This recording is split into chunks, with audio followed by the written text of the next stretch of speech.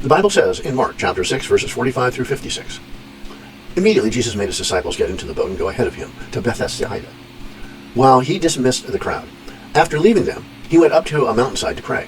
Later that night, the boat was in the middle of the lake, and he was alone on land. He saw the disciples straining at the oars, because the wind was against them. Shortly before dawn, he went out to them, walking on the lake. He was about to pass by them, but when they saw him walking on the lake, they thought he was a ghost. They cried out because they all saw him and were terrified. Immediately he spoke to them and said, 'Take courage, it is I, don't be afraid.' Then he climbed into the boat with them, and the wind died down. They were completely amazed, for they had not understood about the loaves. Their hearts were hardened. When they had crossed over, they landed at Bethsaida and anchored there.